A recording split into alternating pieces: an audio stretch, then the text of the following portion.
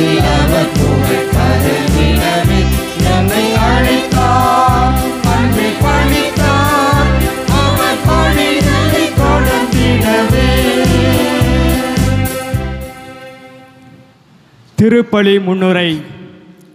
இறைமகன் இயேசுவின் கரங்களை பற்றி கொண்டு நிறை வாழ்வை நோக்கி வெற்றி நடை போடும் இறை குலமே, புதுக்காலம் ஆண்டின் 21ஆம் ஞாயிறு திருவழிபாட்டிற்கு உங்கள் அனைவரையும் அன்புடன் வரவேற்கின்றோம்.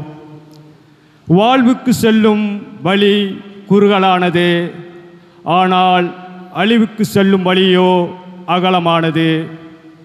நம்மில் எத்தனையோ பேர் வாழ்க்கை போராட்டத்தில் துவண்டு விடாமல் இறுதி வரை போராடி நம் வாழ்வில் வெற்றி பெறுகிறோம் என்பதை சிந்தித்து பார்க்க வேண்டும் என இன்றைய வாசகங்கள் நமக்கு அழைப்பு விடுவிக்கின்றன.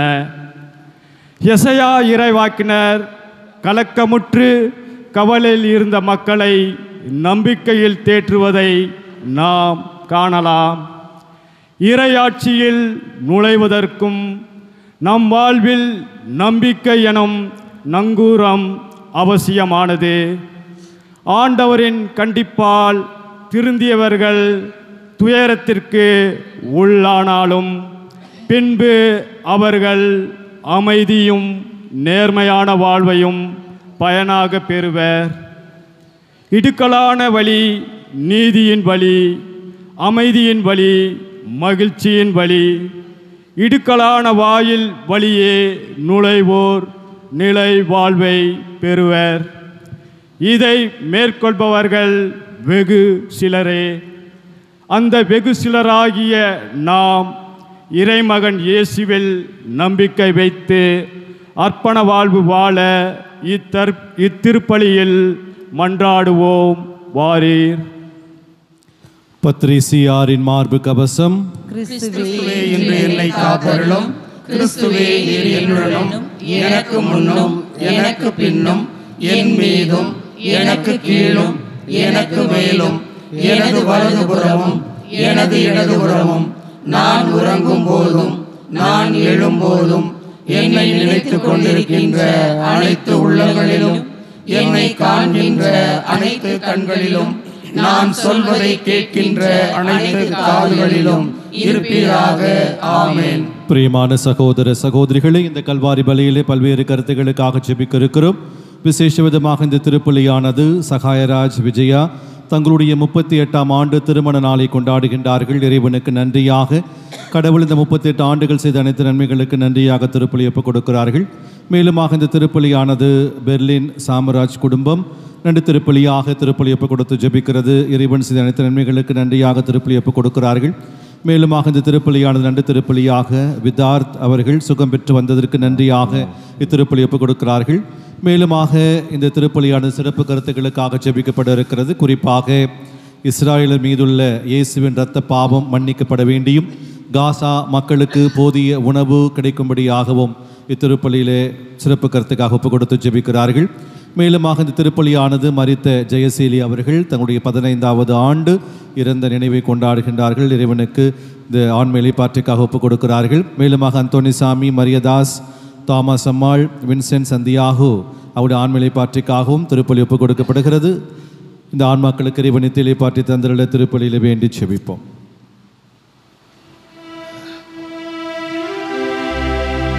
தந்தை மகன் தூயாவியாரின் பெயராலே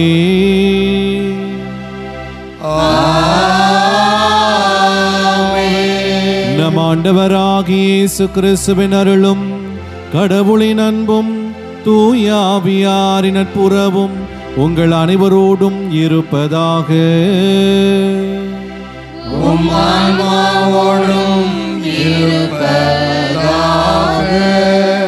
இயேசு கிறிஸ்துவுக்குள் பிரியமான சகோதர சகோதரிகளே, ஆண்டின் பொதுக்காலம் 21ஆம் ஞாயிற்றுக்கிழமையை தாய் திரு அவையோடு இணைந்து நாம் கொண்டாடுகின்றோம். யாரெல்லாம் மீட்பு பெற முடியும் என்பதற்கான அழகான ஒரு பதிலை ஆண்டவர் இன்று நமக்கு நிறைவாக தருகிறார். இன்றைய முதல் வாசகமும் இரண்டாம் வாசகமும் நற்செய்தி வாசகமும் இந்த 3 வாசகங்களுமே நமக்கு தருகிற அழைப்பு யாரெல்லாம் மீட்பு பெற முடியும் என்பதை மிக அழகாக நமக்கு தெளிவுபடுத்துகிறது. ஆகவே நாமும் அத்தகையோராக இருக்கிறோமா என்பதை நாம் சிந்தித்து பார்ப்போம். ஒருவேளை அப்படிப்பட்ட மனிதர்களாக நாம் இல்லாத தருணங்களுக்காக ஆண்டவரிடத்தில் மனமருந்தி மன்னிப்பு வேண்டுவோம். எல்லாம் வல்ல இறைவனிடமும் சகோதர சகோதரிகளே உங்களிடமும் நான் பாவி என்று ஏற்றுக்கொள்கிறேன். ஏனெனில் என் சிந்தனையாலும் சொல்லாலும் செயலாலும் கடமையில் தவறியதாலும் பாவங்கள் பல செய்தேன். என் பாவமே, என் பாவமே, என் பெரும் பாவமே. ஆகையால் எப்பொழுதும் கன்னியான புனித மரியாதையும் வானதூதர் புனிதர் அனைவரையும் சகோதர சகோதரிகளே உங்களையும் நம் இறைவனாகிய ஆண்டவரிடம் எனக்காக வேண்டிக் கொள்ள மன்றாடுகிறேன். எல்லாம் வல்ல இறைவன் நம் மீது இரக்கம் வைத்து நம் பாவங்களை மன்னித்து நம்மை நிலை வாழ்வுக்கு அழைத்துச் செல்வாராக. ஆமென்.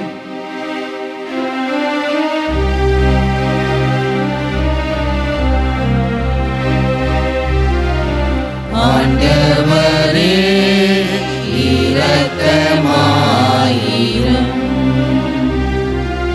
ஆண்டவரே இரக்கமாயிரும். கிறிஸ்துவே இரக்கமாயிரும்.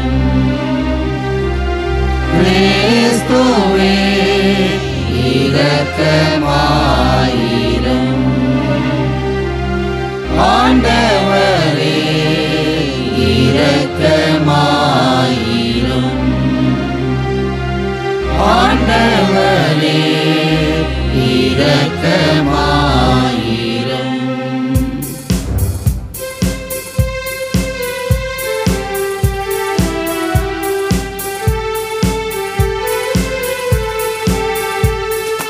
உன்னதங்களிலே கடவுளுக்கு மாட்சி உண்டாகுக.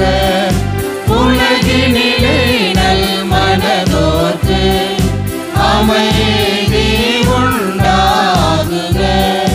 புகழ்கின்றோம் யாவும் உம்மையே, வாழ்த்துகின்றோம் இறைவனே. உமக்கு ஆராதனை புரிந்து உம்மை மாட்சிப்படுத்துகின்றோம் யாம். உமது மேலான மாட்சியின் பொருட்டு உமக்கு நன்றி கூறுகின்றோம்.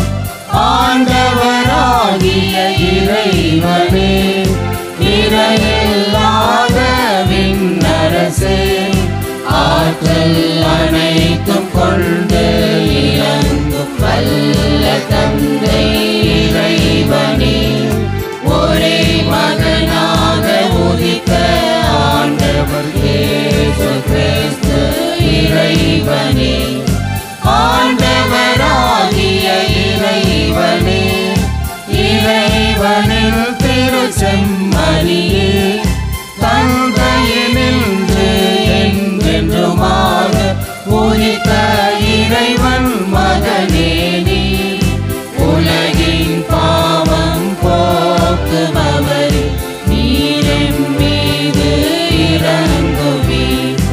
உலகின் பாவம் போக்குபவரே, எங்கள் மன்றாட்டை ஏற்றருள்வீர்.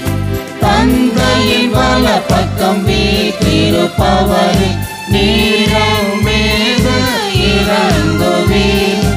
ஏனெனில் இயேசு கிறிஸ்துவே, நீர் ஒருவரே தூயவர், நீர் ஒருவரே ஆண்டவர், நீர் ஒருவரே உன்னதர். தூய ஆவியோடு தந்தை இறைவனின் மாட்சியில் இருப்பவர் நீரே. ஆமென்.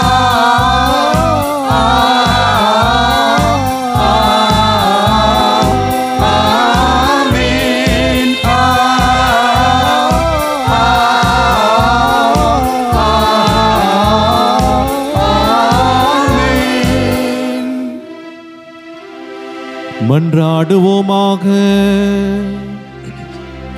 நம்பிக்கையாளரின் உள்ளங்களை ஒன்றிணைப்பவரான இறைவா, நீர் கற்றுத்தருவதை உமக்கள் அன்பு செய்யவும் நீர் வாக்களிப்பதை விரும்பவும் செய்தருளும். அதனால் மாறி வரும் இவ்வுலக சூழலில் எங்கள் இதயங்கள் உண்மையான பேரின்ப உலகின் மீது என்றும் நாட்டம் கொள்ள செய்வீராக. உமோடு தூய ஆவியாரின் ஒன்றிப்பில் இறைவனாய் என்றென்றும் வாழ்ந்து ஆட்சி செய்கின்றவர் வழியாக உம்மை மன்றாடுகின்றோ.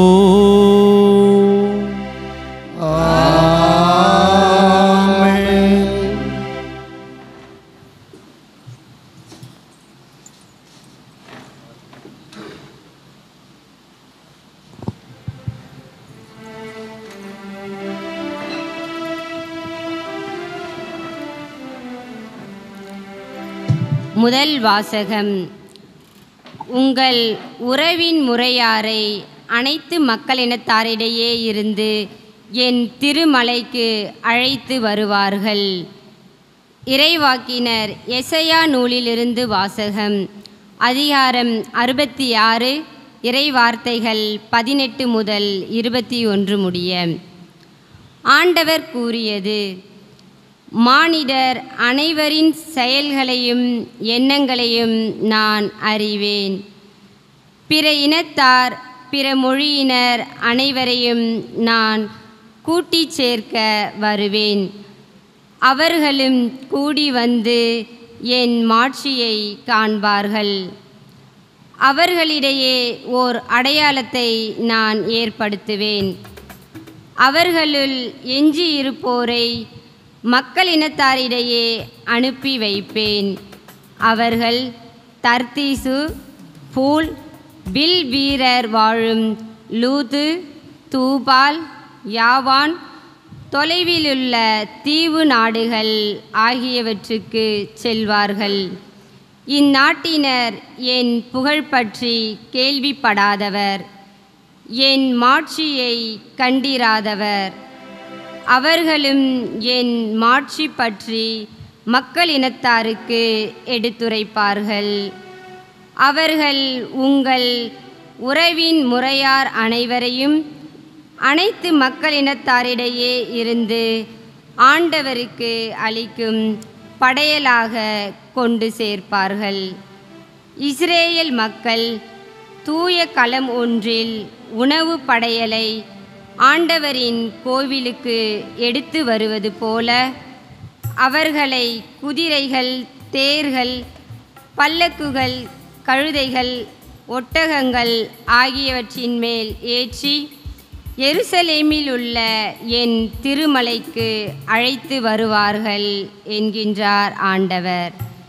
மேலும் அவர்களுள் சிலரை குருக்களாகவும் லேவியராகவும் நியமிப்பேன் என்கிறார் ஆண்டவர். இது ஆண்டவர் வழங்கும் அருள்வாக்கு. இறைவனுக்கு நன்றி.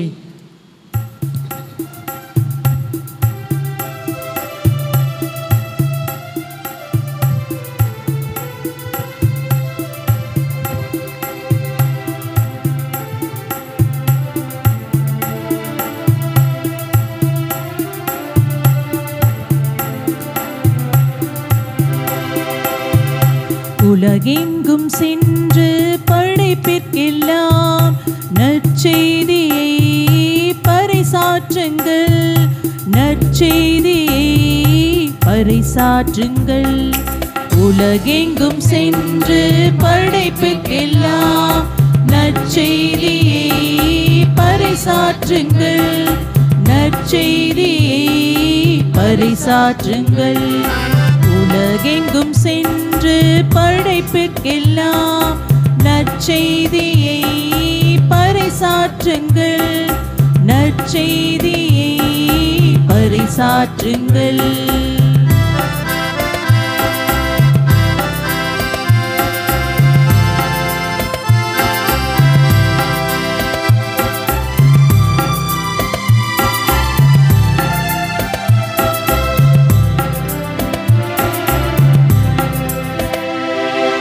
பிற இனத்தாரே, நீங்கள் அனைவரும் ஆண்டவரை போற்றுங்கள். மக்களினத்தாரே, நீங்கள் அனைவரும் அவரை புகழுங்கள். உலகெங்கும் சென்று படைப்பிற்கெல்லாம் நற்செய்தியை பறைசாற்றுங்கள். நற்செய்தியை பறைசாற்றுங்கள். உலகெங்கும் சென்று படைப்பிற்கெல்லாம் நற்செய்தியை பறைசாற்றுங்கள். நற்செய்தியை பறைசாற்றுங்கள்.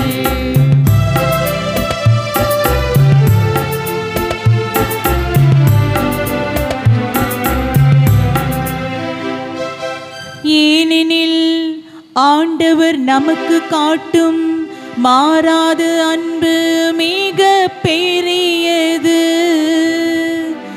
அவரது உண்மை என்றென்றும் நிலைத்துள்ளது.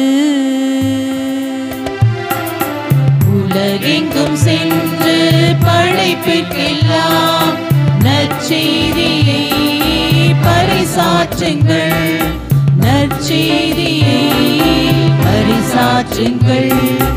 உலகெங்கும் சென்று படைப்பிற்கெல்லாம் நற்செய்தியை பறைசாற்றுங்கள். நற்செய்தியை பறைசாற்றுங்கள்.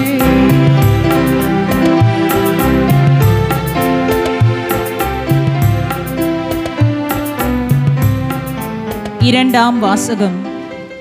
ஆண்டவர் தாம் யாரிடம் அன்பு கொண்டிருக்கின்றாரோ அவர்களை கண்டிக்கிறார்.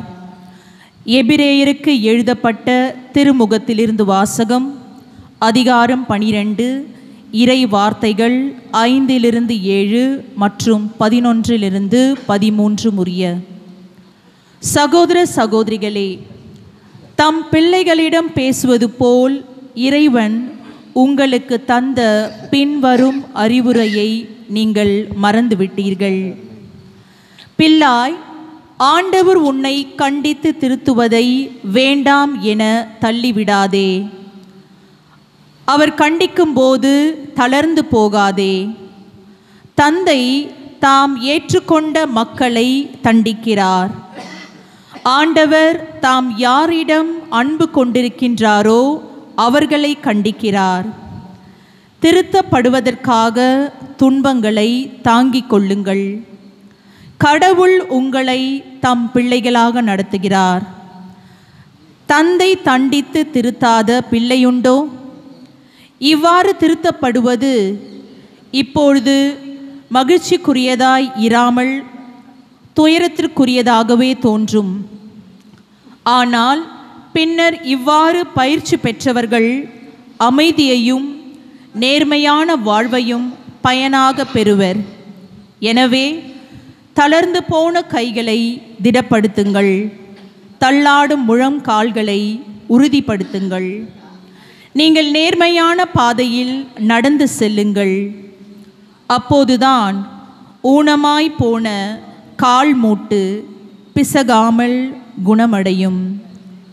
ஆண்டவரின் அருள்வாக்கு. இறைவனுக்கு நன்றி.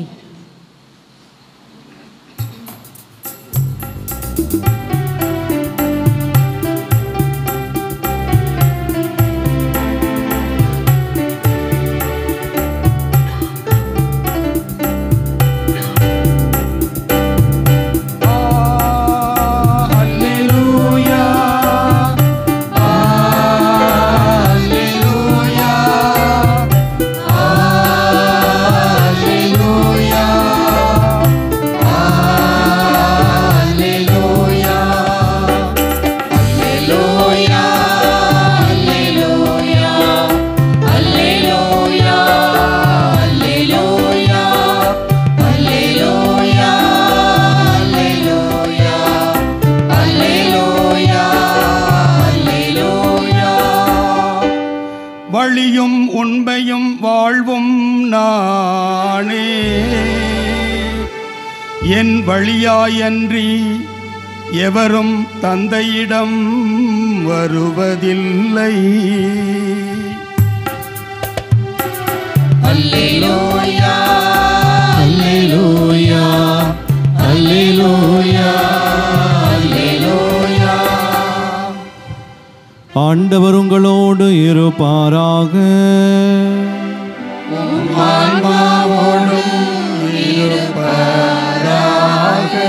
லூக்கா எழுதிய தூய நற்செய்தியிலிருந்து வாசகம். ஆண்டவரே மாட்சி உமக்கே.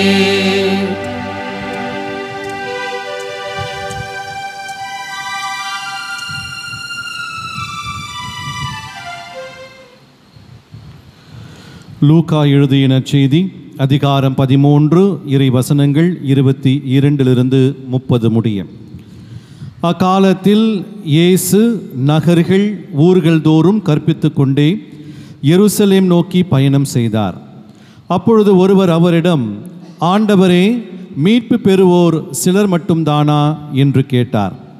அதற்கு அவர் அவர்களிடம் கூறியது, இடுக்கமான வாயில் வழியாக நுழைய வருந்தி முயலுங்கள். ஏனெனில் பலர் உள்ளே செல்ல முயன்றும் இயலாமற் போகும். வீட்டு உரிமையாளரே எழுந்து கதவை திறந்துவிடும் என்று கேட்பீர்கள். அவரோ, நீங்கள் எங்கிருந்து வந்தவர்கள் என எனக்கு தெரியாது என பதில் கூறுவார். அப்பொழுது நீங்கள், நாங்கள் உம்மோடு உணவு உண்டோம் குடித்தோம், நீர் எங்கள் வீதிகளில் கற்பித்தீரே என்று சொல்வீர்கள். ஆனாலும் அவர், நீங்கள் எவ்விடத்தாரோ எனக்கு தெரியாது, தீங்கு செய்வோரே அனைவரும் என்னை விட்டு அகன்று போங்கள் என உங்களிடம் சொல்வார். ஆபிரகாமும் ஈசாக்கும் யாக்கோபும் இறைவாக்கினர் யாவரும் இறையாட்சிக்கு உட்பட்டிருப்பதையும் நீங்கள் புறம்பே தள்ளப்பட்டிருப்பதையும் பார்க்கும் பொழுது அழுது அங்கலாய்ப்பீர்கள். இறையாட்சியின் போது கிழக்கிலும் மேற்கிலும் வடக்கிலும் தெற்கிலுமிருந்து மக்கள் வந்து பந்தியில் அமர்வார்கள். ஆம், கடைசியானோர் முதன்மையாவர், முதன்மையானோர் கடைசியாவர். ஆண்டவரின் அருள்வாக்கு. கிறிஸ்துவே உமக்கு புகழ்.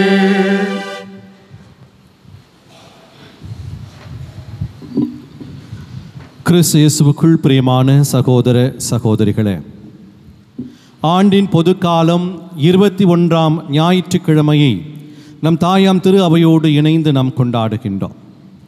இன்று வாசிக்கப்பட்ட இந்த 3 வாசகங்களுமே இன்றைய நாளினுடைய சிந்தனைக்கு மிக நெருங்கிய தொடர்பு கொண்டவைகளாகத்தான் இருக்கிறது. யாரெல்லாம் மீட்பு பெற முடியும் என்ற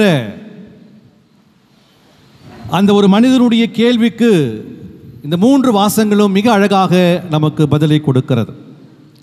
இன்றைய முதல் வாசகத்தை நாம் எடுத்துக்கொள்வோம். எசாயா நூலிலிருந்து எடுக்கப்பட்டிருக்கிற இந்த இறை வார்த்தை 66ஆம் அதிகாரத்தை குறித்து பேசுகிறது. இது எசாயா நூலினுடைய இறுதி அதிகாரமாக இருப்பதுதான் இந்த 66வது அதிகாரம். இந்த 66வது அதிகாரத்திலே எசாயா இறைவாக்கினர் எல்லா மொழி பேசுகிறவர்களும் எல்லா நாட்டினரும் ஒன்று கூட்டப்படுவார்கள்.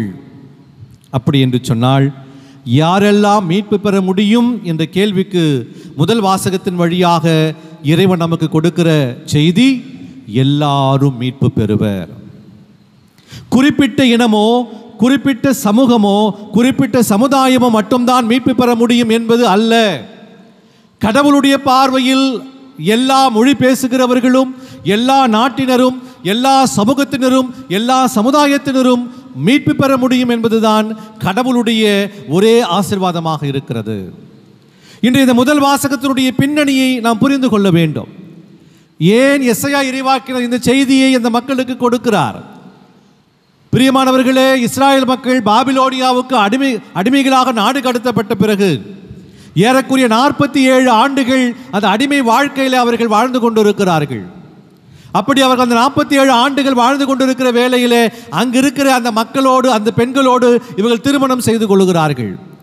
அப்படி அங்கு திருமணம் செய்து கொண்ட அந்த மக்கள் மத்தியில் தான் எசாயா இறைவாக்கினர் இந்த இறைவார்த்தை இந்த முதல் வாசகத்தை அவர்களுக்கு சொல்லுவதை நாம் பார்க்கிறோம். இதில் 3 கருத்துகள் அடங்கியிருக்கிறது. இதில் 3 கருத்துக்களை எசாயா இறைவாக்கினர் அந்த மக்களுக்கு அவர் சொல்லிக் கொடுக்கிறார். அந்த முதல் கருத்து என்ன? கடவுள் நம்மை கூட்டி சேர்ப்பார் என்ற வாக்குறுதியை அவர் உங்களுக்கு கொடுக்கிறார் என்கின்ற அந்த முதல் கருத்தை அவர்களுக்கு சொல்லுகிறார். நாம் இந்த முதல் வாசகத்தை வாசித்தோம் என்று சொன்னால், முதல் கருத்தாக நான் எல்லா நாட்டினரையும் கூட்டி சேர்ப்பேன் என்று ஆண்டவர் சொல்லுகிறார். அப்போ அந்த வாக்குறுதியை ஆண்டவர் உங்களுக்கு கொடுக்கிறார், அதை நிறைவு செய்வார். இது முதல் கருத்து. இரண்டாவதாக, இறைவன் உங்களை கூட்டி சேர்ப்பதற்கு ஒரு காரணம் இருக்கு என்று சொல்லுகிறார், ஒரு நோக்கம் இருக்கிறது. கடவுள் உங்களை மீண்டுமாக அழைத்து வந்திருக்கிறார் என்று சொன்னால் ஒரு நோக்கத்தை உங்களுக்கு வைத்திருக்கிறார். அந்த நோக்கம் என்ன? நாம் கடவுளை மாட்சிப்படுத்த வேண்டும், கடவுளுடைய பெயரை மாட்சிப்படுத்த வேண்டும். கடவுளுடைய பெயரை மாட்சிப்படுத்துவது மட்டுமல்ல, அவர் நம்மை மற்ற நாடுகளுக்கு திருத்தூதர்களாக, அம்பாசிடர்ஸ், அவர்களாக நம்மை நியமிக்கிறார், திருத்தூதர்களாக நம்மை நியமிக்கிறார் என்று இந்த மூன்றாவது கருத்து சொல்லப்படுகிறது. மூன்று கருத்துகள். முதல் கருத்து, ஆண்டவர் உங்கள் அனைவரையும் கூட்டி சேர்ப்பார் என்ற வாக்குறுதியை கொடுக்கிறார், ஒரு நோக்கத்தை நமக்கு கொடுக்கிறார். மூன்றாவதாக, அந்த நோக்கம் கடவுளை மாட்சிப்படுத்துவது, நம்மை திருத்தூதர்களாக நியமிப்பது. பிரியமானவர்களே, இன்றைய பதிலுரை பாடல் 117வது திருப்பாடல், மிக திருப்பாடல்கள் எல்லாம் மிக சிறிய திருப்பாடல் என்று அழைக்கப்படுவது இந்த 117வது திருப்பாடல். இந்த 117வது திருப்பாடலிலே ஆண்டவர் அழகாக சொல்லுகிறார், உலகெங்கும் சென்று படைப்பிற்கெல்லாம் நற்செய்தியை பறைசாற்றுங்கள் என்று சொல்லுகிறார். ஆக இந்த நற்செய்தி என்றால் என்ன? நாம் இழந்த மாட்சியை அவரது மாட்சியின் பொருட்டு மீட்டுக் கொள்வதுதான் அந்த நற்செய்தி. ஆண்டவர் சொல்லுகிறார், உலகெங்கும் சென்று படைப்பிற்கெல்லாம் நற்செய்தி அறிவிங்கள் என்று சொன்னால், நான் என் மாட்சியின் பொருட்டு உங்களை நான் மீட்டுக் கொள்வேன், அதுதான் நற்செய்தி என்று ஆண்டவர் இன்று நமக்கு சொல்லுகிறார். ஆக பிரியமானவர்களே, இன்று இரண்டாவது வாசகத்தை நாம் எடுத்துக்கொண்டாலும் கூட, எபிரேயருக்கு எழுதப்பட்ட திருமுகத்தில் தன் பிள்ளைகளை கண்டிப்பதை போல் ஆண்டவர் கண்டிக்கிறார். பிள்ளாய், ஆண்டவர் உன்னை கண்டித்து திருத்துவதை நீ தவறு என்று நினைக்காதே, அது உன்னை மாட்சிப்படுத்துவதற்காக. அப்படி என்று சொன்னால், கீழ்ப்படிதலும் உடல் உள்ள ஆன்ம ஒருத்தல்களில் மட்டுமே நான் இழந்து போனதை என்னால் மீட்டுக்கொள்ள முடியும். இழந்து போன என்னுடைய மாட்சியை மீண்டுமாக என்னால் மீட்டுக்கொள்ள முடியும். எப்பொழுது? எப்படி? நான் கடவுளுக்கு கீழ்ப்படுகிற பொழுது, என் உடல் உள்ள ஆன்மா அனைத்துமே கடவுளை நோக்கியே இருக்கிற போதுதான் அதை என்னால் மீட்டுக்கொள்ள முடியும். இன்றைய நற்செய்தி வாசகத்திற்கு நாம் கடந்து வருவோம். பிரியமானவர்களே, இன்று ஆண்டவர் சொல்லுகிறார், இடுக்கமான வாயில் வழியாக வருந்தி நுழைய முயலுங்கள் என்று சொல்லுகிறார். பிரியமானவர்களே, ராபர்ட் ஃப்ராஸ்ட் என்ற ஒரு கவிஞர் தன்னுடைய ஒரு கவிதையிலே த ரோட் நாட் டேக்கன் என்ற தலைப்பிலே ஒரு கவிதையை எழுதுகிறார். அந்த கவிதையிலே 2 வழிகளை குறித்து சொல்லுகிறார். 2 roads, 2 வழிகளை குறித்து சொல்லுகிறார். அவர் அது ஒரு காட்டிலே பயணப்படுகிறார். ஒரு காட்டிற்குள் போகிற பொழுது அங்கே 2 வழிகளை பார்க்கிறார். அவர் நின்று கொண்டிருக்கிறார். நடுவிலே 2 வழிகள் பிரிந்து கொண்டிருக்கிறது. இதில் எந்த வழியில் செல்ல வேண்டும் என்கின்ற அவருக்கு ஒரு குழப்பம் ஏற்படுகிறது. அப்பொழுது ஒரு வழியை பார்க்கிறார். அந்த வழி மிக அழகாக இருக்கிறது, மிக அகலமாக இருக்கிறது, இயற்கை வளங்கள் எல்லாம் நிறைந்திருக்கிறது. அந்த வழியிலே பல பேருடைய கால் தடிகள் அதிகமாக தெரிகிறது. ஆகவே அவர் பார்க்கிறார், ஒருவேளை இந்த வழியில் சென்றால் என்னுடைய இலக்கை நான் விரைவில் அடைய முடியும், என்னுடைய இலக்கை நான் விரைவாக எந்த ஒரு கஷ்டமும் இல்லாமல் என்னுடைய இலக்கை அடைய முடியும் என்று நினைக்கிறார். அடுத்து 2வது பாதையை பார்க்கிறார். அது சற்று கற்களும் முற்களுமாக இருக்கிறது, அது மிகவும் குறுகியதாக இருக்கிறது. ஆனால் அந்த பாதையில் யாருடைய காலடி தடமும் தெரியவில்லை. அப்படி என்று சொன்னால் இந்த பாதையில் சென்றால் நிச்சயமாக நான் கஷ்டப்பட வேண்டியது இருக்கும், துன்பப்பட வேண்டியது இருக்கும், என்னுடைய பயணம் அவ்வளவு எளிதாக இருக்காது என்று அவர் நினைக்கிறார். ஆனால் அந்த கவிஞர் இறுதியிலே சொல்லுகிறார், நான் 2வது பாதையை தேர்ந்தெடுத்தேன். எது கடினமானதாக இருந்ததோ, எது முட்கள் நிறைந்திருக்கிறதோ, பாறைகள் நிறைந்திருந்ததோ, குறுகியதாக இருந்ததோ, அதை நான் தேர்ந்தெடுத்தேன். அதில் நான் கஷ்டப்பட்டு சென்றேன், பல அனுபவங்களை நான் பெற்றுக்கொண்டேன், என் வாழ்விற்கான அர்த்தத்தை நான் தெரிந்து கொண்டேன் என்று சொல்லி அந்த ராபர்ட் ஃப்ராஸ்ட் என்ற கவிஞர் தன்னுடைய கவிதையில் அவர் சொல்லுகிறார். பிரியமானவர்களே, இன்று பல நேரங்களிலே நாம் இப்படித்தான் இருந்து கொண்டிருக்கிறோம். தவக்காலத்தில் நாம் பாடப்படுகிற ஒரு பாடல் ஊர்வலம் போகிறது என்ற ஒரு பாடல் நம் அனைவரும் தெரிந்த பாடல் தான். அதில் வருகிற வார்த்தைகளை நீங்கள் நிச்சயமாக கவனித்திருப்பீர்கள், பாடியிருப்பீர்கள். சுமையில்லாமல் பயணம் இல்லை, சுவையில்லாமல் வாழ்வும் இல்லை, சுமைகளை விரும்பி ஏற்கும் தோள்களில் சுமையும் சுவையாகும், இறைவனின் வழியாகும் என்று அருமையான அந்த வரிகள் நமக்கு கொடுக்கப்பட்டிருக்கிறது. இந்த வரிகளுடைய மிக முக்கியமான ஆழம் பொதிந்திருக்கிற கருத்து இதுதான். சுமையில்லாமல் சுவையில்லை. அப்படி என்று சொன்னால் நான் சுவையை அடைய வேண்டும் என்று சொன்னால் சுமைகளை ஏற்க வேண்டும், சிலுவைகளை ஏற்றுக்கொண்டு நான் நடக்க வேண்டும். ஆண்டவர் எனக்கு கற்றுக் கொடுத்து எனக்கு காட்டிய வழியிலே நான் செல்ல வேண்டும். அது கஷ்டமாக இருக்கும், துன்பமாக இருக்கும், முட்களாக இருக்கும், வலியை கொடுக்கும், வேதனையை கொடுக்கும். ஆனால் அந்த வழியில் தான் நான் செல்ல வேண்டும். பிரியமானவர்களே, இந்த வாழுகிற இந்த சமுதாயத்தில் ஒரு சில மனிதர்கள் இன்று இடுக்கமான வாயில் வழியாக நுழைந்து இந்த சமுதாயத்திற்கு பல பேருக்கு விடுதலையை வாங்கி கொடுத்திருக்கிறார்கள். குறிப்பாக அமெரிக்காவில் நாம் பார்க்கிறோம், மார்ட்டின் லூதர் கிங் ஜூனியர் என்று சொல்லப்படுகிற ஒரு மனிதர் 1965ஆம் ஆண்டு ஆகஸ்ட் 28ஆம் தேதி வாஷிங்டனிலே மிகப்பெரிய ஒரு உரையாற்றுகிறார். அவர் உரையாற்றுவதில் அவர் தொடங்குகிற வார்த்தைகள் இதுதான்: ஐ ஹாவ் அ ட்ரீம், எனக்கு ஒரு கனவு உண்டு என்று இப்படியாக அவர் ஆரம்பிக்கிறார். அந்த கனவை குறித்து தான் அவர் விளக்கி சொல்லுவார். அந்த உரையிலே கருப்பின மக்களுடைய விடுதலைக்காக அவர் பேசிய அந்த வார்த்தைகள், அவர் சொல்லுகிற வார்த்தைகள் இறுதியிலே, கருப்பின பிள்ளைகளும் வெள்ளையின பிள்ளைகளும் ஒன்றாக விளையாடி கொண்டு இருப்பார்கள், அந்த மக்களும் கருப்பின மக்களும் வெள்ளையின மக்களும் ஒன்றாக இருப்பார்கள், அந்த காட்சியை நான் காணப்போகிறேன் என்று சொல்லுவார். ஆகவே அவர் ஆற்றிய அந்த உரை இன்று பல பேருக்கு, அந்த கருப்பின மக்களுக்கு ஒரு எழுச்சியாக இருந்தது. அடிமைப்படுத்தப்பட்ட அந்த மக்களுக்கு ஒரு விடுதலை கிடைக்கும் என்கின்ற ஒளி அவர்களுக்குள் எழுந்தது. அவர் உரையாற்றிய 5 ஆண்டுகள் கழித்து 1968 ஏப்ரல் மாதம் 4ஆம் தேதி அவரை கொல்லுகிறார்கள். இடுக்கமான வாயில் தன்னுடைய சமுதாய மக்களுக்காக விடுதலை கொடுப்பதற்காக எந்த கஷ்டத்தையும் துன்பத்தையும் ஏற்றுக்கொள்ள இந்த மார்ட்டின் லூதர் கிங் ஜூனியர் அவர் முன் வந்திருக்கிறார் என்று சொன்னால், அந்த இடுக்கமான வாயிலை அவர் தேர்ந்து கொண்டார், அந்த குறுகிய வாயிலை அவர் தேர்ந்து கொண்டார். அடுத்து 2வது மனிதர், நாம் அனைவருக்கும் மிகவும் பரிச்சயமான ஒரு மனிதர், ஸ்டேன் சுவாமி என்று சொல்லப்படுகிற அருத்தந்த இயேசு சபை குருவானவர். 35 ஆண்டுகள் ஜார்க்கண்ட் மாநிலத்திலே அங்கு இருக்கிற பழங்குடியின மக்களுக்காக போராடிய ஒரு மாமனிதர். இறுதியிலே அவர் சிறையில் அடைக்கப்பட்டு அவர் அந்த பார்க்கின்சன் என்ற நோயினாலே அவர் மரிக்கிறார். சிறையில் அவருக்கு உதவி செய்யக்கூட அந்த அரசாங்கம் முன்வரவில்லை. அப்படிப்பட்ட மனிதர் இடுக்கமான வாயிலை தேர்ந்து கொள்ளுகிறார். என்னுடைய பழங்குடியின மக்கள், அவர்களுக்கான உரிமை கிடைக்க வேண்டும், அவர்களுக்கான வாழ்வு கிடைக்க வேண்டும், விடுதலை கிடைக்க வேண்டும் என்பதற்காக அவர் இடுக்கமான வாயில் வழியாக நுழைகிறார், குறுகிய வாயில் வழியாக நுழைகிறார், வேதனைப்படுகிறார், கஷ்டப்படுகிறார். அவருக்கு உதவி செய்யக்கூடிய அரசாங்கம் முன்வரவில்லை. இருந்தாலும் அந்த வழியை தேர்ந்து கொள்கிறார், மரிக்கிறார். பிரியமானவர்களே, இப்படி பல பேரை நாம் சொல்லிக்கொண்டே போகலாம். இந்த இடுக்கமான வாயிலை தேர்ந்து கொள்வது, பிரியமானவர்களே, பணம், பதவி, பட்டம், புகழ், பெருமை இவையெல்லாம் எனக்கு கிடைக்கும் என்று சொன்னால் நான் தேர்ந்து கொள்கிற பாதை அகல பாதை. ஆனால் அன்பு, அமைதி, பொறுமை, சாந்தம், விட்டு கொடுத்தல், பகிர்தல் இவையெல்லாம் நான் தேர்ந்து கொள்கிறேன் என்று சொன்னால் நான் தேர்ந்து கொள்கிற பாதை குறுகிய பாதை. அது கஷ்டம்தான், வேதனையாகத்தான் இருக்கும். ஏனென்றால் இந்த காலகட்டத்தில் இந்த சூழ்நிலையில் வாழ்ந்து கொண்டிருக்கிறோம். எனக்கு பதவி கிடைக்க வேண்டும், அதிகாரம் கிடைக்க வேண்டும், புகழ் கிடைக்க வேண்டும் என்றுதான் நாம் எண்ணிக்கொண்டிருக்கிறோம். ஆனால் இவையெல்லாம் வேண்டாம் என்று யாருமே நாம் சொல்வது கிடையாது. மாறாக அப்படி சொன்னால் நான் இடுக்கமான வாயில் வழியாகத்தான் நான் நுழைகின்றேன் என்பது நமக்கு பொருள்படுகிறது. பிரியமானவர்களே, இன்றைய நற்செய்தி வாசகத்தை சற்று நாம் கூர்ந்து கவனிப்போம். இயேசு ஊர்கள் தோறும் கற்பித்துக் கொண்டு எருசலேமை நோக்கி பயணப்படுகிறார் என்கின்ற வார்த்தையோடு தொடங்குகிறது இந்த நற்செய்தி வாசகம். இயேசு ஒரு முறை தான் எருசலேமுக்கு பயணப்படுகிறார். அவர் பயணப்படுகிற வேளையில் தான் பல்வேறு நிகழ்வுகள் நடக்கிறது. அவர் ஊமைகள் வழியாக பேசுகிறார், மக்களோடு உரையாடுகிறார், பல புதுமைகளை செய்கிறார். இப்படியாக வருகிற போது இங்கே லூக்கா நற்செய்தியாளர் தன்னுடைய அந்த நற்செய்தியுடைய நடுப்பகுதியிலே இந்த நிகழ்வை நமக்கு கொடுக்கிறார். 13வது அதிகாரத்தில் நிகழ்வை நமக்கு கொடுக்கிறார். அப்பொழுது ஒரு மனிதர் கேள்வி கேட்கிறார், ஆண்டவரே, மீட்பு பெறுவோர் சிலர் மட்டும்தானா? கேட்டவர் பரிசேயர் என்று தெரியாது, சதுசேயர் என்று தெரியாது, யார் என்பது தெரியாது. ஆனால் ஒரு மனிதன் கேள்வி கேட்கிறார், ஆண்டவரை, மீட்பு பெறுவோர் சிலர் மட்டும்தானா என்ற கேள்வி கேட்கிறார்.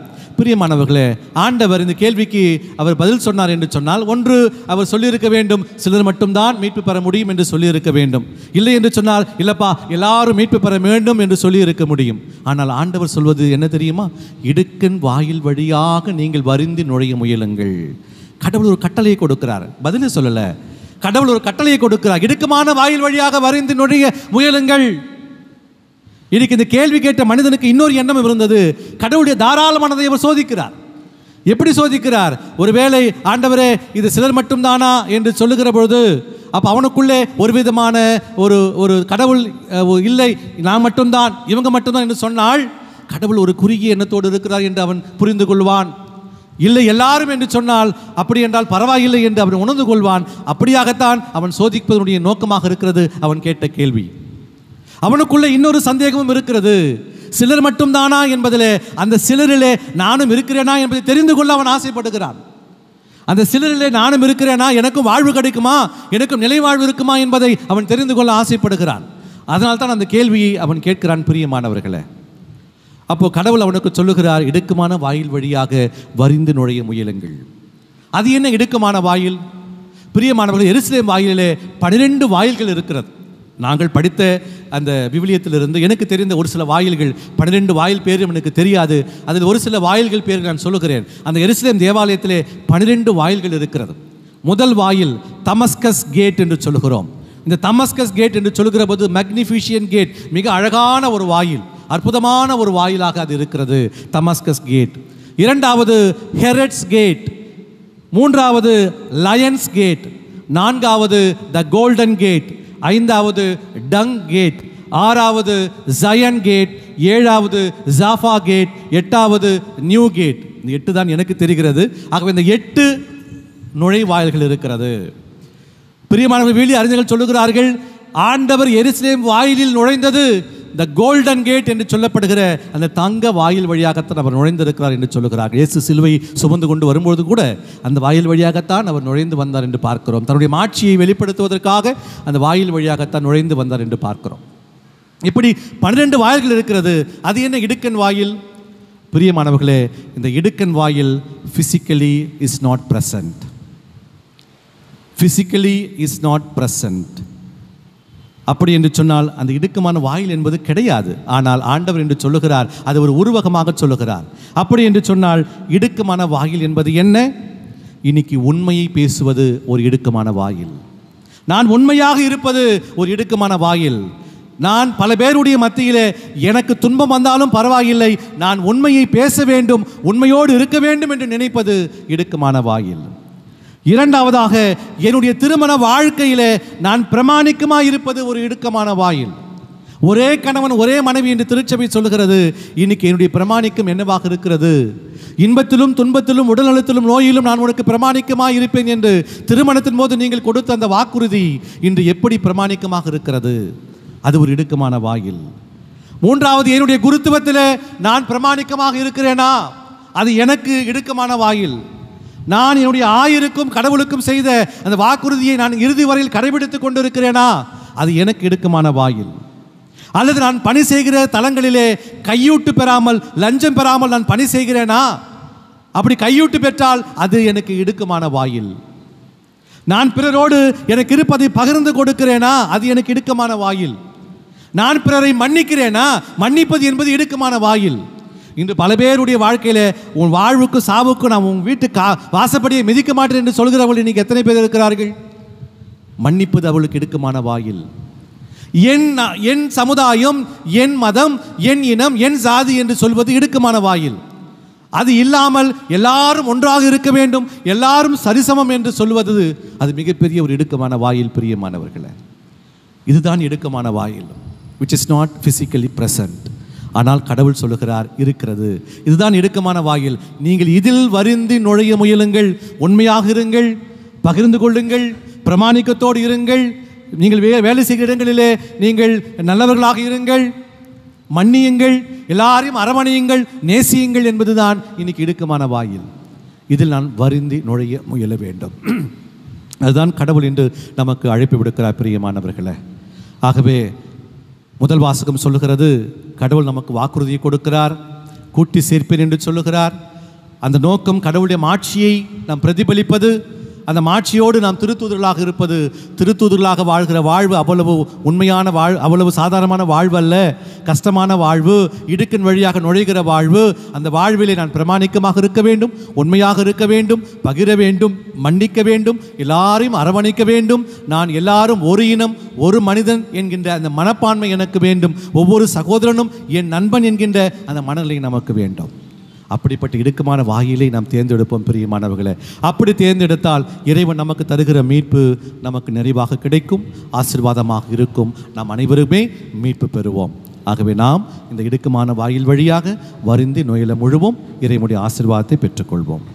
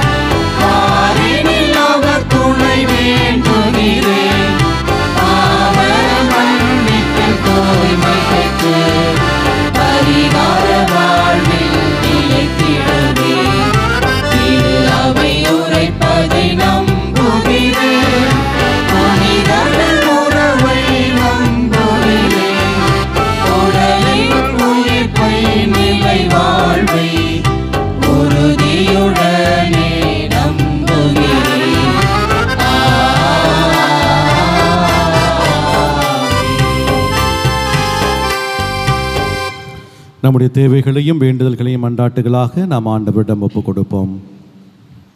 நம்பிக்கையாளர்களின் மன்றாட்டு.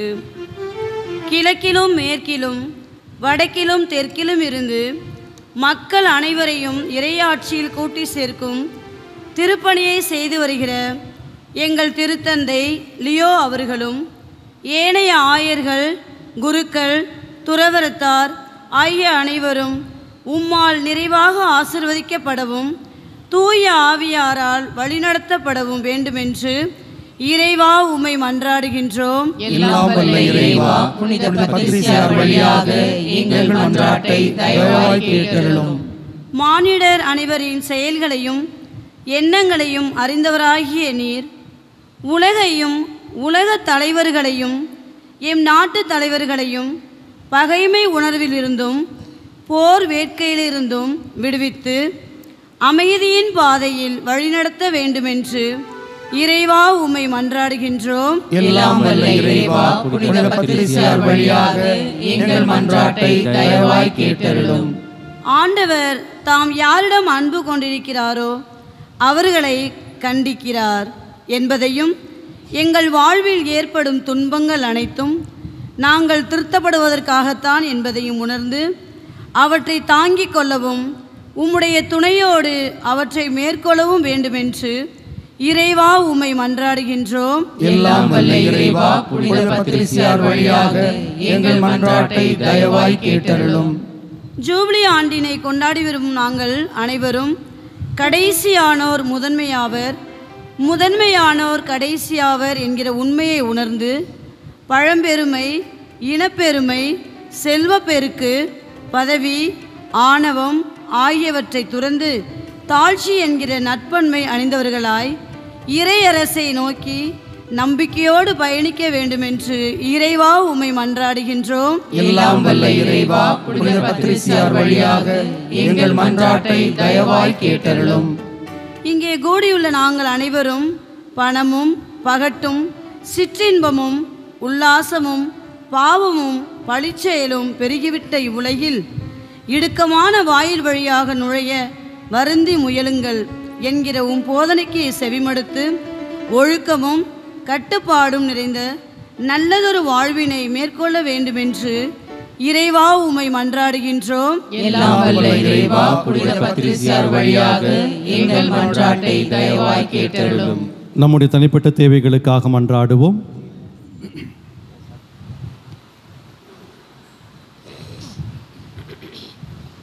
அன்பே உருவான இறைவா, நாங்கள் நம்பிக்கையோடு உம்மிடம் ஏறெடுத்த எல்லா தேவைகளையும் நீ தருவீர் என்ற நம்பிக்கையோடு இந்த காணிக்கை பொருட்களோடு எங்கள் ஒவ்வொருவரையும் ஒவ்வொரு குடும்பத்தையும் உமக்கு காணிக்கையாக்குகின்றோம். எங்களை ஏற்று ஆசிர்வதியும் எங்கள் நல்ல பிதாவே. ஆமென்.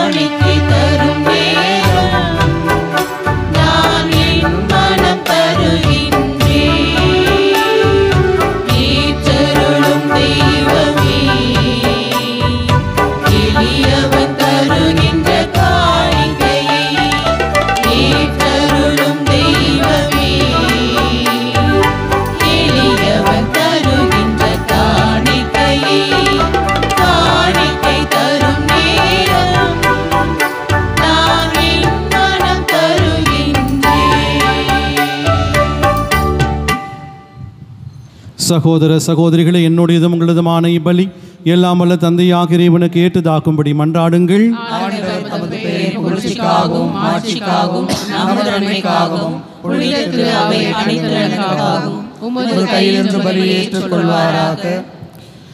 ஆண்டவரே, ஒரு முறை ஒப்புக் கொடுக்கப்பட்ட ஒரே பலியினால் உமக்கென மக்களை சொந்தமாக்கி கொண்டீரே.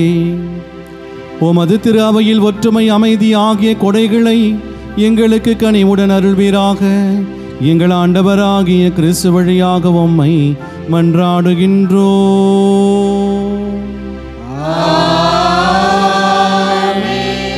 ஆண்டவர் உங்களோடு இருப்பாராக.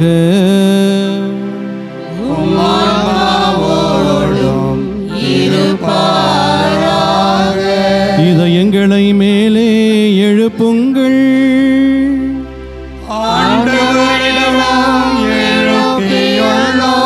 நம் இறைவனாகிய ஆண்டவருக்கு நன்றி கூறுவோம்.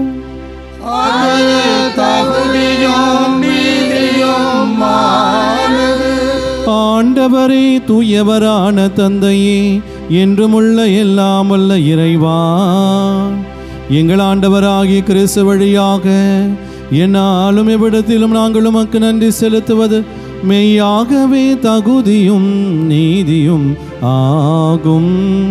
எங்கள் கடமையும் மீட்புக்குரிய செயலுமாகும். ஏனெனில் கிறிஸ்து பிறந்த முன்னைய பாவ நிலையிலிருந்து மனிதரை புதுப்பித்தார், பாடுபட்டு எங்கள் பாவங்களை அழித்தார், இறந்தோரிடமிருந்து உயிர்த்தெழுந்து நிலைவாழ்வுக்கு வழிவகுத்தார். தந்தையே, அவர் உம்மிடம் முன்னேறி வந்து விண்ணகத்தின் கதவுகளை திறந்து வைத்தார். ஆகவே வானதூதர் அணிகளோடும் புனிதரின் பெருந்திரளோடும் நாங்கள் சேர்ந்து உமக்கு புகழ்ச்சி பணி செய்து முடிவின்றி பாடுவதாவது: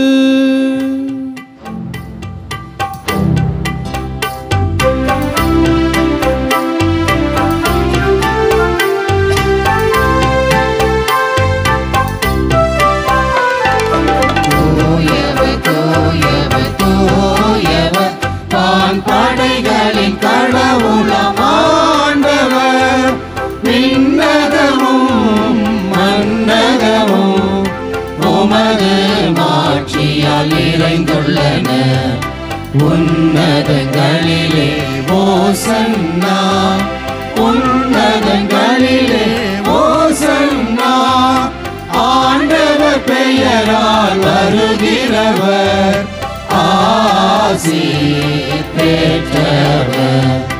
உன்னதங்களிலே ஓசன்னா, உன்னதங்களிலே ஓசன்னா.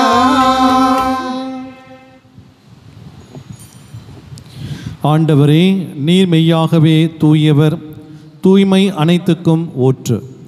ஆகவே உம்முடைய ஆவியை பொழிந்து காணிக்கைகளை தூய்மைப்படுத்த உம்மை தாழ்மையுடன் வேண்டுகின்றோம். இவ்வாறு எங்கள் ஆண்டவர் இயேசு கிறிஸ்துவின் திருவுடலும் இரத்தமுமாக எங்களுக்கு இவை மாறுவனவாக. அவர் பாடுபட உளம் கனிந்து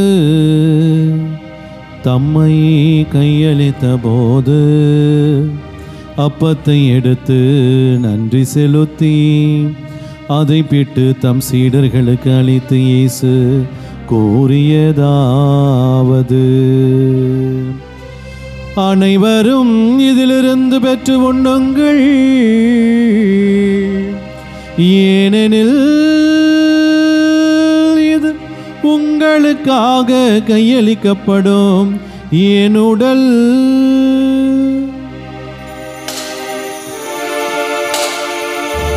ஆராதிக்கின்றோம், நாங்கள் ஆராதிக்கின்றோம். இயேசுவின் உடலை ஆராதிக்கின்றோம். ஆராதிக்கின்றோம், நாங்கள் ஆராதிக்கின்றோம்.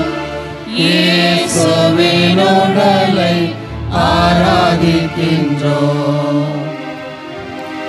அவ்வண்ணமே இரவு விருந்தை அருந்திய பின் கிண்ணத்தையும் எடுத்து மீண்டும் உமக்கு நன்றி கூறி தம் சீடர்களுக்கு அளித்து இயேசு கூறியதாவது: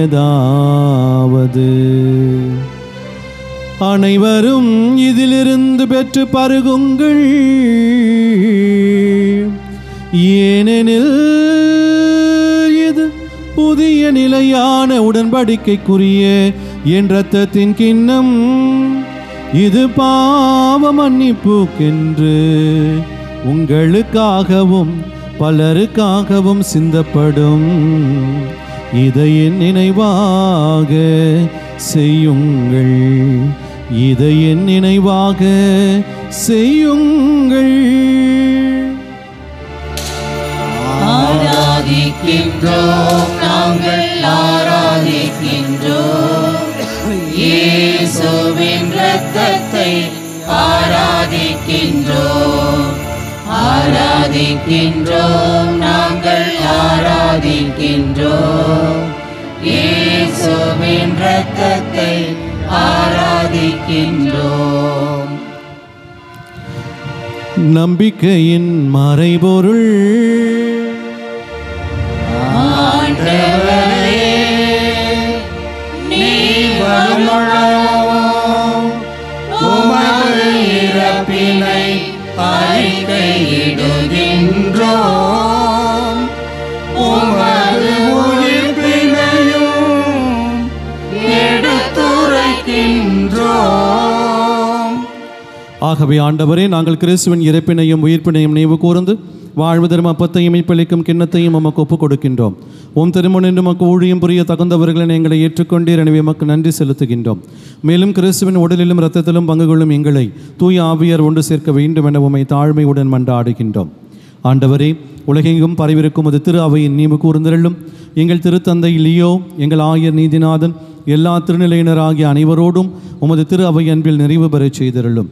மேலும் உயிர்த்தெழும் எதிர்நோக்குடன் துயில் கொள்ளும் எங்கள் சகோதர சகோதரிகளையும் இறந்தோர் அனைவரையும் இரக்கத்துடன் நினைவு கூர்ந்து உமது திருமுக ஒளியினுள் ஏற்றருளும். எங்கள் அனைவர் மீதும் இரக்கமாயிரும். கடவுளின் கன்னித்தாயான புனித மரியா, அவருடைய கணவரான புனித யோசேப்பு, புனித திருத்தூதர்கள், இவ்வுலகில் உமக்கு உகந்தவராயிருந்தோர் ஆகிய புனிதர் அனைவருடனும் நாங்கள் நிலைவாழ்வில் பங்கு கொள்ளும் தகுதி பெற்று உம் திருமகன் இயேசு கிறிஸ்து வழியாக உம்மை புகழ்ந்தேத்தும் வரமருள உம்மை மன்றாடுகின்றோம்.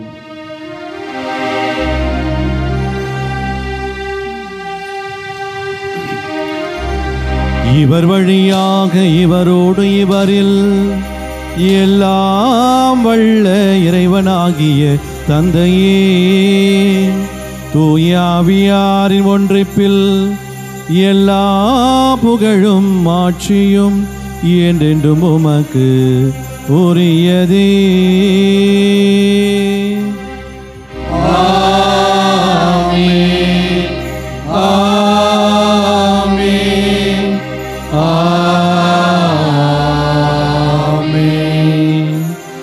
மீட்பரின் கட்டளையால் கற்பிக்கப்பட்டு இறை படிப்பினையால் பயிற்சி பெற்ற நாம் துணிந்து பாடுவோம். விண்ணுலகில் இருக்கிற எங்கள் தந்தையே, உமது பெயர் தூயது என போற்றப் பெறுக. உமது ஆட்சி வருக. உமது திருவுளம் விண்ணுலகில் நிறைவேறுவது போல மண்ணுலகிலும் நிறைவேறுக. எங்கள் அன்றாட உணவை இன்று எங்களுக்கு தாரும். எங்களுக்கு எதிராக குற்றம் செய்வோரை நாங்கள் மன்னிப்பது போல எங்கள் குற்றங்களை மன்னியும். எங்களை சோதனைக்கு உட்படுத்தாதேயும், தீமையிலிருந்து எங்களை விடுவித்தருளும். ஆண்டவரே, தீமை அனைத்திலும் இருந்தும் எங்களை விடுவித்து எங்கள் வாழ்நாளில் அமைதி கனிவுடன் அருள உம்மை மன்றாடுகின்றோம். உமது இரக்கத்தின் உதவியால் நாங்கள் பாவத்திலிருந்து எப்பொழுதும் விடுதலை பெற்று யாதொரு கலக்கமும் இன்றி நலமாயிருப்போமாக. நாங்கள் இதை நோக்கியிருக்கும் பேரின்பத்துக்காகவும் இமைப்பராகிய இயேசு கிறிஸ்துவின் வருகைக்காகவும் காத்திருக்கின்றோம். ஏனெனில் ஆட்சியும் வல்லமையும் மாட்சியும் என்றென்றும் உமதே.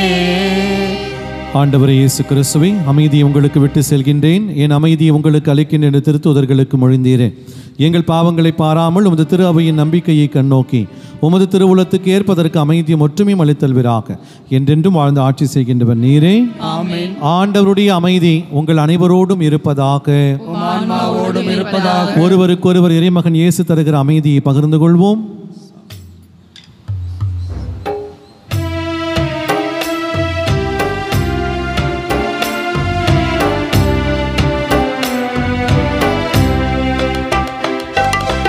உலகின் பாவம் போக்கும் இறைவனின் செம்மறியே, என் மேல் இரக்கம் வையும். உலகின் பாவம் போக்கும் இறைவனின் செம்மறியே, என் மேல் இரக்கம் வையும். பாவம் போக்கும் இறைவனின் செம்மறியே, எமக்கு அமைதி அருளும்.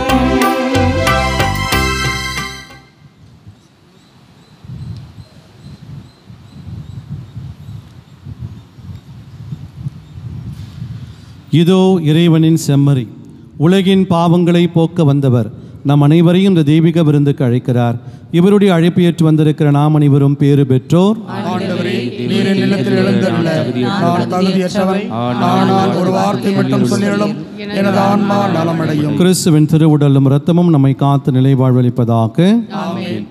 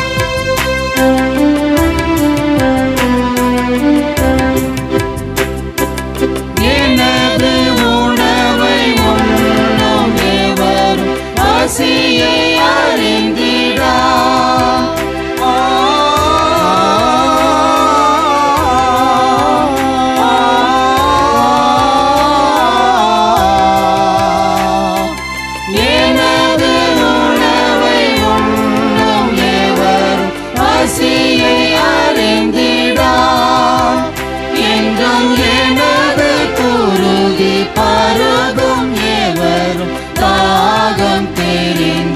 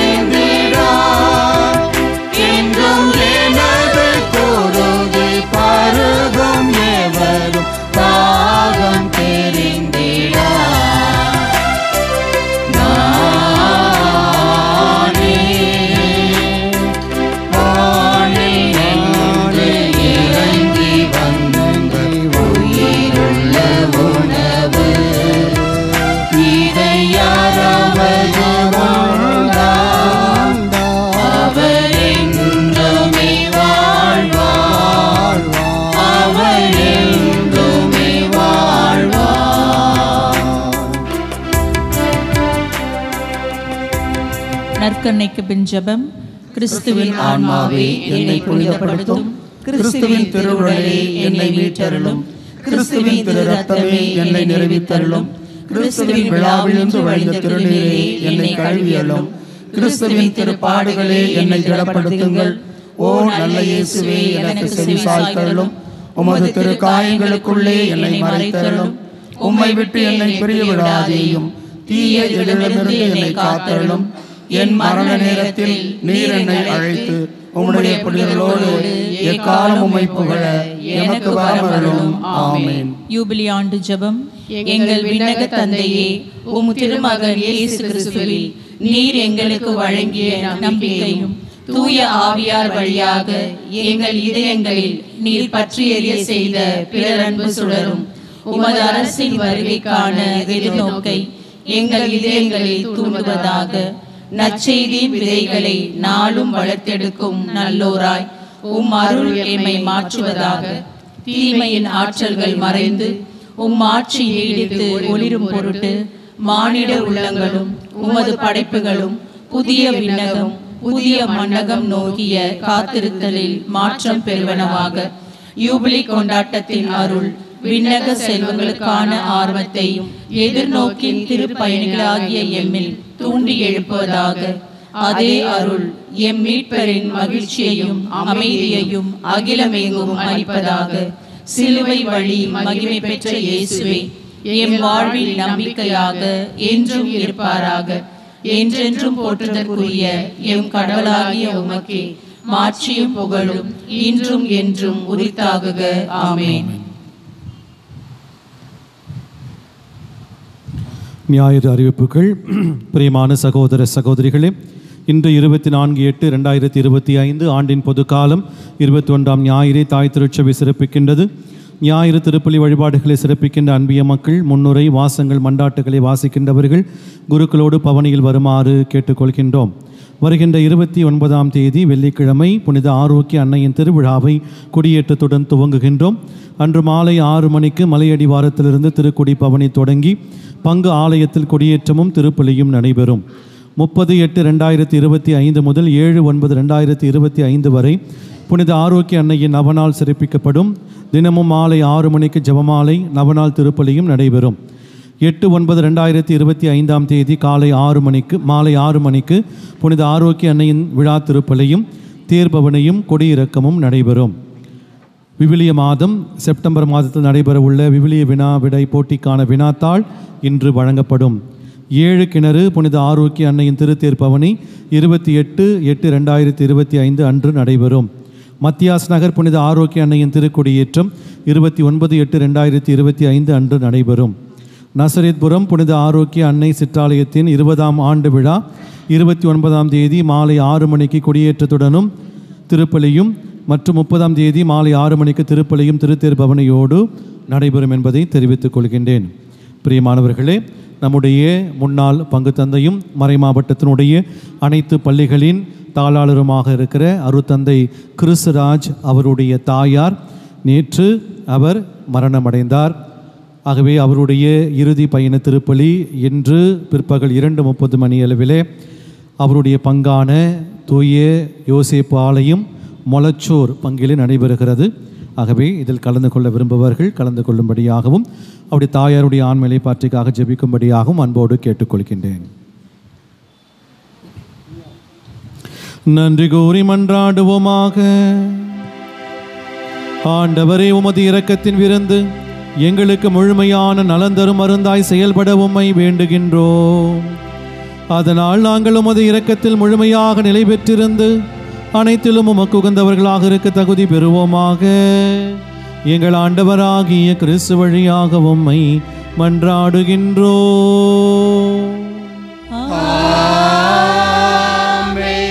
ஆண்டவர் உங்களோடு இருப்பாராக.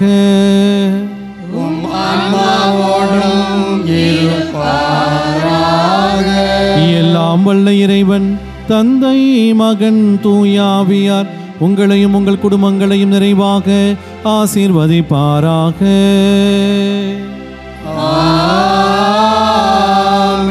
சென்று வாருங்கள், வாழ்க்கை பலி தொடர்கின்றது. இறைவனுக்கு நன்றி.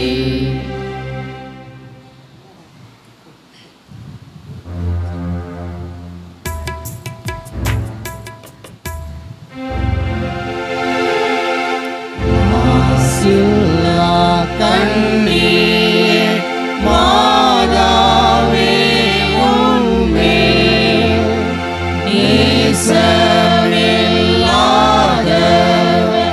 நேசரே ஆவார். வாழ்க வாழ்க வாழ்க மரியே, வாழ்க வாழ்க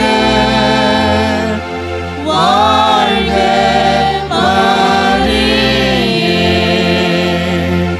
மூதாதை தாயாசை மோற்பவமற்றார் ஆதியில்லாதோரை மாதேனி பெற்றாய். வாழ்க வாழ்க வாழ்க மரியே, வாழ்க வாழ்க வாழ்க மரியே. நம் திருத்தந்தையின் கருத்துகளுக்காகவும் நம் பங்கு தந்தையின் கருத்துகளுக்காகவும் ஜெபிப்போம். விண்ணுலகில் இருக்கிற எங்கள் தந்தையே, உமது பெயர் தூயது என போற்ற பெருக, உமது ஆட்சி வருக, உமது திருவுளம் விண்ணுலகில் நிறைவேறுவது போல மண்ணுலகிலும் நிறைவேறுக. எங்கள் அன்றாட உணவை இன்று எங்களுக்கு தாரும். எங்களுக்கு எதிராக குற்றம் செய்வோரை நாங்கள் மன்னிப்பது போல எங்கள் குற்றங்களை மன்னியும். எங்களை சோதனைக்கு உட்படுத்தாதேயும், தீமையிலிருந்து விடுவித்தருளும். ஆமீன். அருள் நிறைந்த மரியே வாழ்க, ஆண்டவர் உம்முடனே, பெண்களுக்குள் ஆசீர் பெற்றவள் நீரே, உம்முடைய திருவயிற்றின் கனியாகிய இயேசுவும் ஆசீர் பெற்றவரே. புனித மரியே, இறைவனின் தாயே, பாவிகளாய் இருக்கிற எங்களுக்காக இப்பொழுதும் எங்கள் இறப்பின் வேளையிலும் வேண்டிக் கொள்ளும். ஆமென். தந்தைக்கும் மகனுக்கும் தூய ஆவியாருக்கும் ஆட்சி உண்டாகுக. தொடக்கத்தில் இருந்தது போல இப்பொழுதும் எப்பொழுதும் என்றென்றும் இருப்பதாக. ஆமென். கிறிஸ்தவர்களின் சகாயமான புனித மரியாயே, எங்களுக்காக வேண்டிக் கொள்ளும். புனித சூசையப்பரே, எங்களுக்காக வேண்டிக் கொள்ளும். புனித அந்தோனியாரே, எங்களுக்காக வேண்டிக் கொள்ளும். புனித தோமையாரே, எங்களுக்காக வேண்டிக் கொள்ளும். புனித பத்ரிசியாரே, எங்களுக்காக வேண்டிக் கொள்ளும். எங்கள் பெயர் கொண்ட அனைத்து புனிதர் புனிதர்களே, எங்களுக்காக வேண்டிக் கொள்ளுங்கள். நித்திய ஸ்துதிக்குரிய பரிசுத்த பரமதிவ்ய கருணைக்கு சதா காலமும் ஆராதனையும் ஸ்துதி ஸ்தோத்திரம் நமஸ்காரமும் உண்டாக கடவது. அச்சிஷ்ட சிலுவை அடையாளத்தினாலே எங்கள் சத்துருக்களிடமிருந்து எங்களை ரட்சித்தருளும். எங்கள் சர்வேஸ்வரா, தந்தை மகன் தூய ஆவியின் பெயராலே ஆமென்.